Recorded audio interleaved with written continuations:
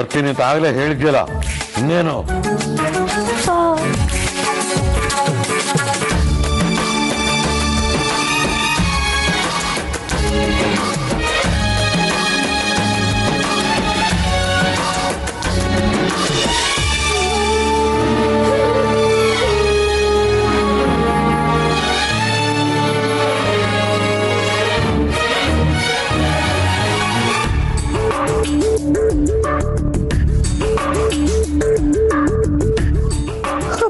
ಸಾರಿಪ್ಪ, ಗೊತ್ತಾಗಿಲ್ಲ. ಯಾವತ್ತೂ ಹೀಗೆ ಮಾಡಲ್ಲ. ಅಲ್ಲಿ ಸಿಕ್ಕಾಕೊಂಡ್ಬಿಟ್ಟಿದೆ. ಅಲ್ಲೇನೂ ಮಾಡೋದಕ್ಕಾಗಿಲ್ಲ. ಸಿಕ್ಕಲು ಸಿಕ್ಕಿಲ್ಲ. ಪ್ಲೀಸ್ ಅಪ್ಪ, ಸಾರಿ.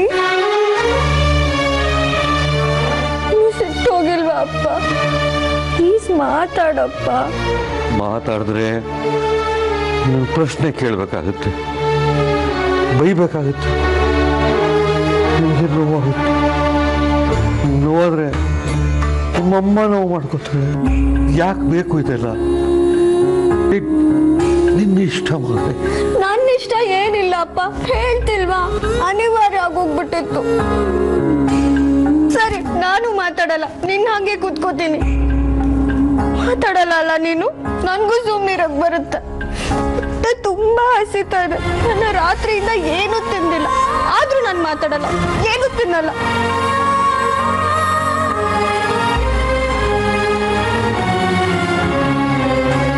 ನಿನ್ನ ಹತ್ರ ಮಾತಾಡಲ್ಲ ಅಂತ ಎಲ್ಲ ಹೇಳಿದೆ ನಾನು. ನೋಡು, ಈ ಬರ್ತೀಯ ಅಂತ ಗೊತ್ತಾದ ತಕ್ಷಣ ತಿಂಡಿ ಮಾಡಿಟ್ಟಿದ್ದೀನಿ. ಹೋಗಿ ಮುಖ ತೊಳ್ಕೊಂಡು ಫ್ರೆಶ್ ಆಗಿ ಬಾ. ಹೊಟ್ಟೆಗೆ ಏನಾರು ಹಾಕು ಖುಷಿ. ಕತೆ ಕೇಳಲ್ವಾ ನೀನು? ಕತೆ ಆಮೇಲೆ ಕೇಳ್ತೀನಿ. ಒಂದು ಹೋಗಿ ಕೈ ಮುಖ ತೊಳೆದು ಫ್ರೆಶ್ ಆಗಿ ಬಾ. ಹಾಕೋ ಕೂಸೆ.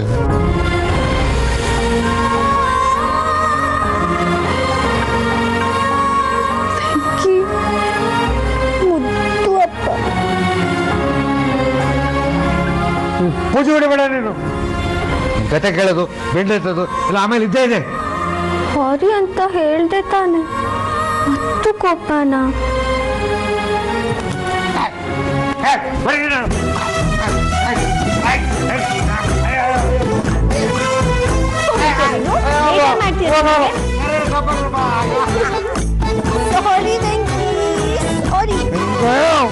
ಸಾರಿ ಅಪ್ಪ.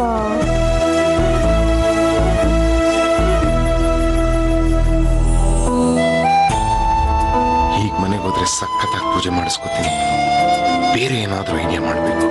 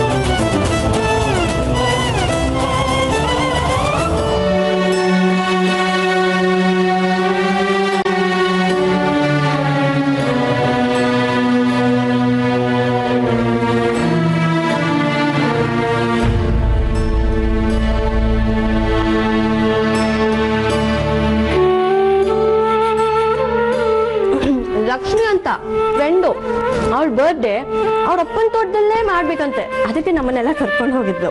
ಮೊದಲೇ ಹೇಳಿ ಕರ್ಕೊಂಡು ಹೋಗ್ಬೇಕಾಗಿತ್ತು. ಸರ್ಪ್ರೈಸ್ ಅಂತೆ ಅಪ್ಪ, ಅದಕ್ಕೆ ಯಾರಿಗೂ ಹೇಳಲಿಲ್ಲ. ಸರ್ಪ್ರೈಸು? ನಮ್ ಕತೆ ಹೇಳು. ಸಂಜೆಗೆಲ್ಲ ಬಂದ್ಬಿಡ್ತೀವಿ ಅಂತ ಹೋದ್ವಿ. ಮಂಗ್ಳೂರ್ ರೋಡಲ್ಲಿ ಹೋಗ್ತಾ ಇದ್ವಿ.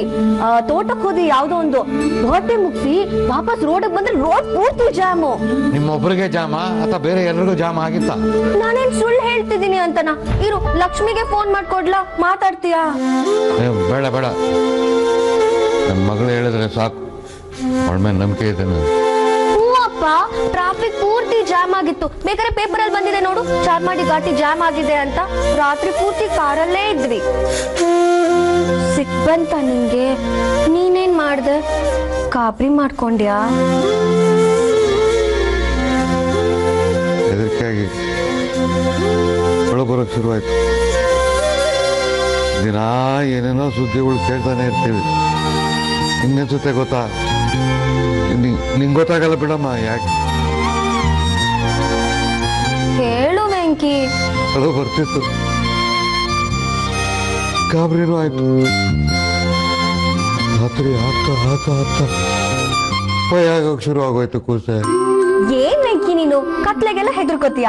ಮುಂದೆ ಇನ್ಸ್ಪೆಕ್ಟರ್ ಆಗೋನು ನೀನು, ಹಾಗೆಲ್ಲ ಹೆದರ್ಕೋಬಾರ್ದು ಸಿಂಗಾರಿ. ಮೊನ್ನೆ ನಿಮ್ಮಮ್ಮ ಬಿಟ್ಟೋದ್ಲ, ಮಗಳು ನನ್ನಿಂದ ದೂರ ಹೋದ್ರೆ ಅಂತ ಭಯ ಆಗುತ್ತೆ ಪುಟ್ಟಿ. ನಿದ್ದೆ ಬರ್ಲಿಲ್ಲ ಕಂದ. ಕಣ್ಣಿನೊಬ್ಬನ್ನೇ ನೋಡ್ಕೋತಾ ನಿಂತೆ. ಆತ್ಮಹತ್ಯೆ ಮಾಡ್ಕೊಂಬಿಡೋಣ ಅನ್ಸ್ಬಿಡ್ತು. ನಾನು ಸತ್ತೋಗ್ಬಿಡ್ತೀನಿ. ಆಮೇಲೆ ನಿಜ ಏನ್ ಬೇಕಾದ್ರೂ ಮಾಡ್ಕೊಂಡು, ಆದ್ರೆ ನಾನು ಬದುಕಿರೋವರೆಗೂ. ಅಪ್ಪ ಅಪ್ಪ ಇಲ್ಲಿ ನೋಡಿಲಿ ಅಪ್ಪ. ಸಾರಿ ಅಪ್ಪ, ನೋಡಪ್ಪ, ಇದೇ ಕೊನೆ ಸರಿ. ಇನ್ಮೇಲೆ ಯಾವತ್ತೂ ಎಲ್ಗೂ ನಿನ್ ಬಿಟ್ಟು ಹೋಗಲ್ಲ. ಸಾರಿ ಅಪ್ಪ. ಸಾಯೋ ಮಾತಾಡಿದ್ರೆ ನನ್ ಮೇಲೆ ಆಣೆ. ಪ್ಲೀಸ್ ಅಪ್ಪ. ಸಿಟ್ ಮಾಡ್ಕೊಂಡಿರೋದು ನಿಮ್ಮಮ್ಮ. ಅವಳನ್ನೇ ಹೋಗಿ ಕೇಳು. ಅಮ್ಮನ ಹತ್ರ ನೆನ್ನೆ ರಾತ್ರಿನೇ ಕೇಳ್ಕೊಂಡಾಯ್ತು. ಅಮ್ಮ ಕ್ಷಮಿಸ್ತೀನಿ ಅಂದಿದ್ದಾಳೆ. ಹ್ಞೂ ಅಪ್ಪ, ನಿಜ. ಅವ್ರು ಕ್ಷಮಿಸಿದ್ರೆ ನಾನು ಕ್ಷಮಿಸ್ದಂಗೆನೆ. ಆದ್ರೆ ಇನ್ಮೇಲೆ ಪ್ರಾಮಿಸ್ ಅಪ್ಪ, ಎಲ್ಗೂ ಹೋಗಲ್ಲ. ನಿನ್ ಬಿಟ್ಟು ಖಂಡಿತ ದೂರ ಹೋಗಲ್ಲ. ಆಯ್ತು ಮಗಳು, ಕೂತು.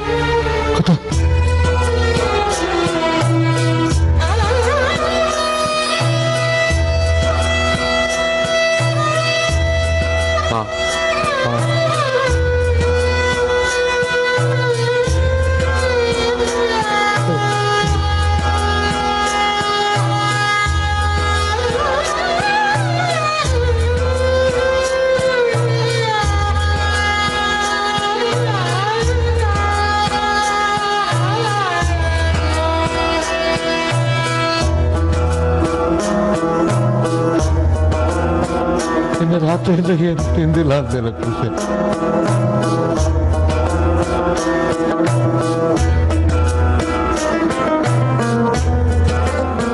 ಅಷ್ಟು ಪ್ರೀತಿಸೋ ಅಪ್ಪಂಗೆ ಸುಳ್ಳು ಹೇಳಿದ್ನಲ್ಲ.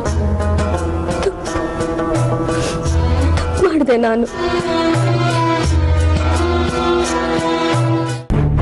ಅಮ್ಮ, ಅಪ್ಪನ ಜೊತೆ ನಾನು ಹೋಗಿ ಬರ್ತೀನಿ. ಇನ್ನೂ ಕಾಯೋದ್ರಲ್ಲಿ ಅರ್ಥ ಇಲ್ಲ. ಪೊಲೀಸ್ ಸ್ಟೇಷನ್ಗೆ ಹೋಗಿ ಬರ್ತೀವಿ. ಕಂಪ್ಲೇಂಟ್ ರಿಜಿಸ್ಟರ್ ಮಾಡಿಸ್ಬಿಡ್ತೀನಿ. ಅದಕ್ಕೆ ರಾಜೀವಿ, ನಾವು ಹೋದಾಗ ಏನಾದರೂ ಲಕ್ಷ್ಮಣ ಬಂದರೆ ಫೋನ್ ಮಾಡಿ. ಅಲ್ಲ ಜಾನಕಿ, ಇನ್ನು ಸ್ವಲ್ಪ ಹೊತ್ತು. ಅಣ್ಣ, ಕಾದಿದ್ದು ಮುಗೀತು. ಶ್ರೀರಾಮ್, ಲಕ್ಷ್ಮಣನ ಫೋಟೋ ತಗೊಂಡ್ಯಾ? ತಗೊಂಡಿದ್ದೀನಪ್ಪ.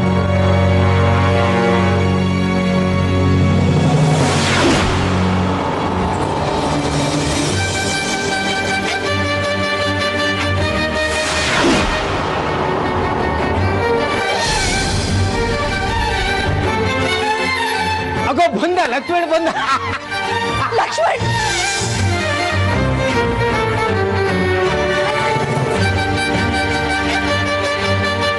ನಮಸ್ತೆ ಅಂಕಲ್.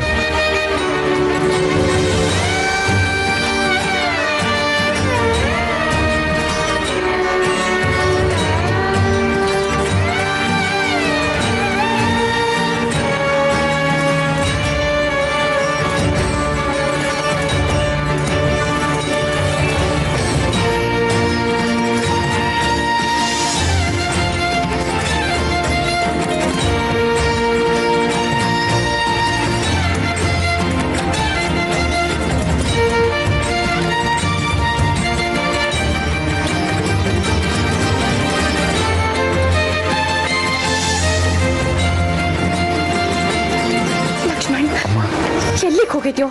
ನಾವೆಲ್ಲರೂ ಒಂದು ಫೋನ್ ಮಾಡಿ ಹೋಗೋದಲ್ವೇನೋ? ರಾತ್ರಿ ಎಲ್ಲ ನಾವು ನಿದ್ದೆ ಕೆಟ್ಕೊಂಡು. ಯಾಕೋ ಹೀಗಾಗಿದ್ಯಾ? ರಾತ್ರಿ ಇಡೀ ನಿದ್ದೆ ಮಾಡಿಲ್ವಾ? ಎಲ್ಲೋಗಿದ್ಯಾ ನೀನು? ಹೇಳೋಗ ಕಾಲು ನಿಂಗೆ. ಇಂಥದ್ದು ಗೊತ್ತಾಗುತ್ತೆ. ಒಂದು ಫೋನ್ ಮಾಡಿ ಹೇಳೋದಕ್ಕೆ ಗೊತ್ತಾಗ್ಲಿಲ್ವಾ ನಿನ್ಗೆ? ಅಲ್ಲಮ್ಮ ಭಯ ಅನ್ನೋದೇ ಇಲ್ಲ. STD ಬೂತಿಂದಾದ್ರೂ ಫೋನ್ ಮಾಡ್ಬೋದಾಗಿತ್ತು ತಾನೆ. ಹೇಳ್ಬಿಟ್ಟು ಹೋಗ್ಬೇಕು ಅನ್ನೋ ಜ್ಞಾನ ಇಲ್ವೇನೋ? ಹೇಳ್ಬೋದು ತಾನೆ? ಕೇಳ್ತಿದಾರಲ್ಲ ಇಲ್ಲಿ.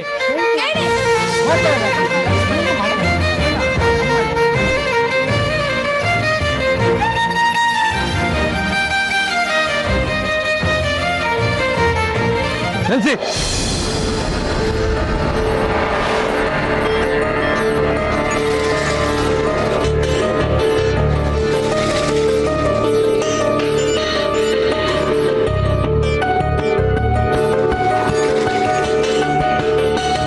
ಅಪ್ಪ ಸಾರಿ ಅಪ್ಪ, ನನ್ನ ಫ್ರೆಂಡ್ ಬರ್ಡೇ ಇತ್ತು, ಅದಕ್ಕಿಂತ ಊರಾಚೆ ಹೋಗಿದ್ವಿ.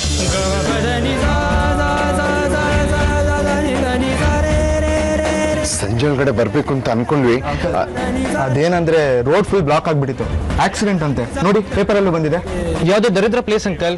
ಫೋನ್ ಬೇರೆ ಸಿಗ್ತಿರ್ಲಿಲ್ಲ, ಫುಲ್ ಟೆನ್ಷನ್. ಇವನ್ ಬೇರೆ ಅಳಕ್ ಶುರು ಮಾಡಿದ.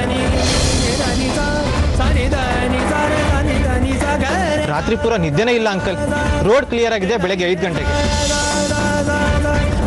ಹೌದಪ್ಪ, ಬರ್ಡೇ ಸೆಲೆಬ್ರೇಟ್ ಮಾಡ್ಕೊಂಡು ಸಂಜೆಗೆಲ್ಲ ಬಂದ್ಬಿಡ್ಬೇಕು ಅನ್ಕೊಂಡಿದ್ವಿ. ಅಪ್ಪ, ನಾವು 7 ಜನ ಹೋಗಿದ್ವಿ, ಮಿಕ್ಕವರೆಲ್ಲ ಮನೆಗೆ ಹೋದ್ರು. ಇವ್ರು ಮಾತ್ರ ನಿಮ್ಮ ಹತ್ರ ನಾವೇ ಮಾತಾಡ್ತೀವಿ ಅಂತ ಇಲ್ಲಿ ತನಕ. ಏನ್ ಮಾಡೋದು ಅಂಕಲ್, ಯಾವುದು ನಮ್ಮ ಕೈಲಿರ್ಲಿಲ್ಲ. ಹೌದು ಅಂಕಲ್, ನಾವ್ ಹೇಳ್ತಿರೋದು ನಿಜ. ನಾನು ಹೇಳಿದ್ನಲ್ಲ ಪೇಪರಲ್ಲಿ ಬಂದಿದೆ ಅಂತ. ಅರ್ಥ ಆಯ್ತು. ಇದನ್ನೇ ನನ್ನ ಮಗ ಹೇಳಿದ್ರೆ ಸಾಕಾಗಿತ್ತು. ನೀವು ಇಲ್ಲಿ ತನಕ ಬರೋ ಅವಶ್ಯಕತೆ ಇರಲಿಲ್ಲ. ನಿಮ್ಮನೆಲ್ಲೂ ಅಪ್ಪ ಅಮ್ಮ ಕಾಯ್ತಾ ಇರ್ಬೇಕಲ್ಲ. ಹೋಗಿ ಮೊದಲು ಅವ್ರಿಗೆ ಮುಖ ತೋರಿಸಿ ನೋಡಿ. ಓಕೆ ಅಂಕಲ್, ಬಾಯ್. ಆಯ್ತಲ್ಲ, ಈಗ ಮನೆ ಉಸಿರಾಡೋ ಹಾಗೆ ಮಾಡ್ದ ನಮ್ಮ ಲಕ್ಷ್ಮಣ.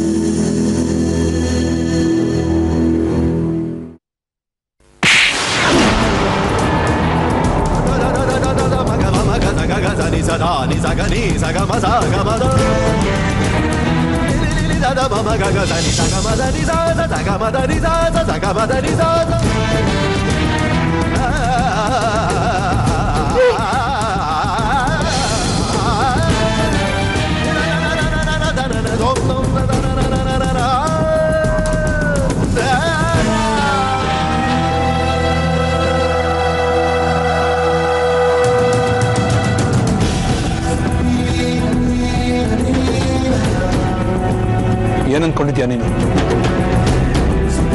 ಏನ್ ಅನ್ಕೊಂಡಿದ್ಯಾ?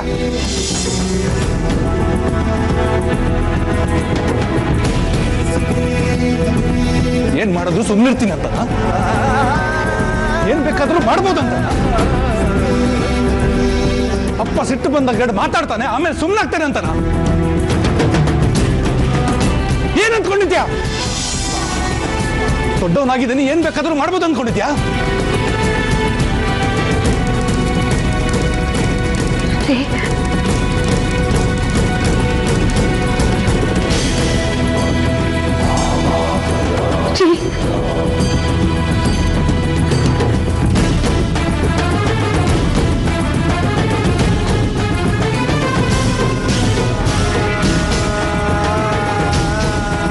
ಹಾಗಿದ್ರೆ ನಾನು ಇಷ್ಟು ವರ್ಷ ಹೇಳ್ಕೊಟ್ಟಿರೋ ಪಾಠ ಎಲ್ಲ ವ್ಯರ್ಥನ?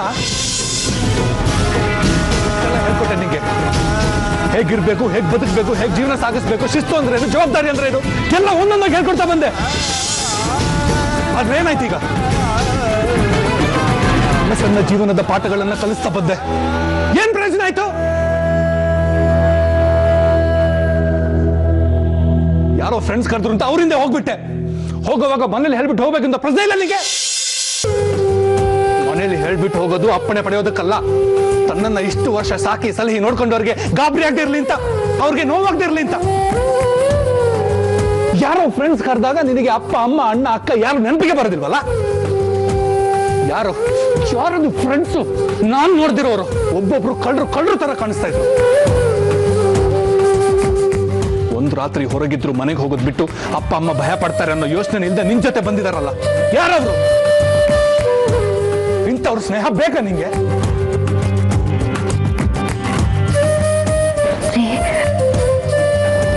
ಸಾಕ್ಬಿಡಿ, ಏನೋ ತಪ್ಪು ಮಾಡಿದ್ದಾನೆ, ನಾನು ಬುದ್ಧಿ ಹೇಳ್ತೀನಿ. ಕಲ್ಸಿದ ಮಾತೆ ಕಲೀಲಿಲ್ಲ ಇವನು, ಹೇಳಿದ ಮಾತು ಕೇಳ್ತಾನ? ಎಂತ ಕೆಲಸ ಮಾಡಿದ ನೋಡಿದೆ ಇಲ್ಲ? ಎಷ್ಟೆಲ್ಲ ಕಾಳಜಿ ತಗೊಂಡೆ, ಎಷ್ಟೆಲ್ಲ ಎಚ್ಚರಿಕೆ ವಹಿಸಿದೆ, ಕೈ ಹಿಡಿದು ನಡೆಸಿದ್ದೀನಿ, ಅಂಗೈಲಿಟ್ಟು ಬೆಳೆಸಿದ್ದೀನಿ ರಾಜೀವಿ, ಅಂಗೈಲಿಟ್ಟು ಬೆಳೆಸಿದ್ದೀನಿ ರಾಜೀವಿ.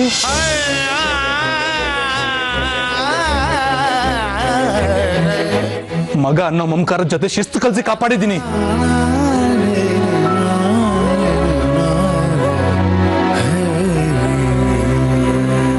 ನಿನ್ ಮುಂದೆ ಮಾದರಿಯಾಗಿ ಅಣ್ಣ ಅತ್ತಿಗೆ ಇದ್ದಾರೆ, ಅಕ್ಕ ಇದ್ದಾಳೆ, ಎಲ್ರು ಎಷ್ಟು ಸಂತೋಷವಾಗಿದ್ದಾರೆ, ಸುಖವಾಗಿದ್ದಾರೆ.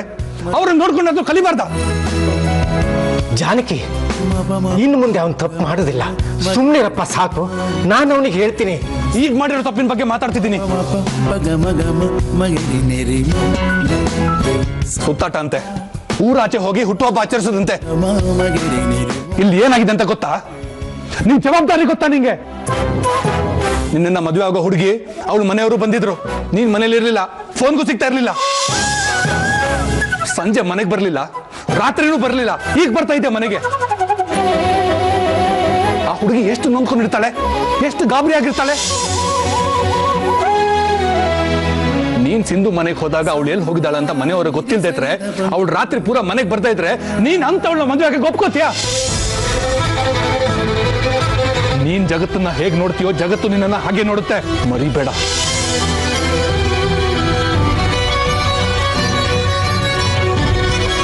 ಶಿಸ್ತಿನಲ್ಲಿ ಬದುಕೋದು ನಿನ್ಗೊಬ್ಬರಿಗೋಸ್ಕರ ಅಲ್ಲ, ಮತ್ತೊಬ್ಬರಿಗೋಸ್ಕರನೂ ಮುಖ್ಯ. ಅಪ್ಪ ಎಷ್ಟು ಟೆನ್ಷನ್ ಮಾಡ್ಕೊಂಡಿರೋ ಗೊತ್ತೇನೋ ನಿಂಗೆ? ಈಗ ಪೊಲೀಸ್ ಕಂಪ್ಲೇಂಟ್ ಕೊಟ್ಟಿದ್ವಿ ನಾವು, ಅವಮಾನ ಅಲ್ವೇನೋ? ಯಾಕಿಂತ ಕೆಲಸ ಮಾಡ್ತೀನಿ ನೀನು? ಹೋಗ್ಲಿ ಬಿಡ್ರಿ, ಅವನೇನ್ ಬೇಕು ಅಂತ ಮಾಡಿರೋದಿಲ್ಲ, ಹುಡುಗರು ಪೇಪರ್ ಬಂದಿತ್ತು ಅಂತ ಹೇಳಿ. ಹೋಗ್ಬಾರೋ ದಾರಿಲಿ ಹೋದ್ರೆ ರಸ್ತೆನೂ ಬ್ಲಾಕ್ ಆಗುತ್ತೆ, ಜೀವನನೂ ಬ್ಲಾಕ್ ಆಗುತ್ತೆ. ಪರ್ಮನೆಂಟ್ ಆಗಿ ಇವನ್ ವ್ಯಕ್ತಿತ್ವದ ಮೇಲೆ ಒಂದು ಬ್ಲಾಕ್ ಮಾರ್ಕ್ ಬೀಳುತ್ತೆ. ರಾಜೀವಿ, ಈ ವಿಚಾರದಲ್ಲಿ ಅವನಿಗೆ ಯಾರು ಸಪೋರ್ಟ್ ಮಾಡೋದು ನನಗೆ ಇಷ್ಟ ಆಗಲ್ಲ. ತಪ್ಪು ಮಾಡಿದ್ದಾನೆ, ಪಶ್ಚಾತ್ತಾಪ ಪಡಬೇಕು ಅಥವಾ ಶಿಕ್ಷೆ ಅನುಭವಿಸಬೇಕು.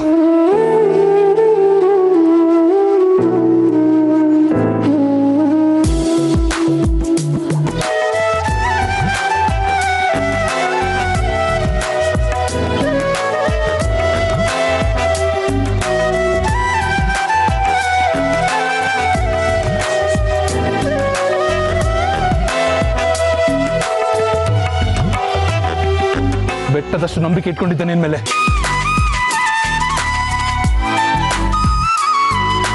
ಎಲ್ಲದನ್ನು ಕಳ್ಕೊಳ್ಳೋದು ಮಾಡ್ಬಿಟ್ಟೆ.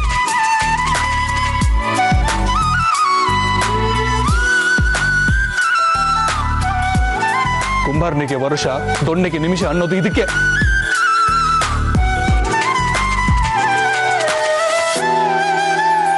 I am sorry.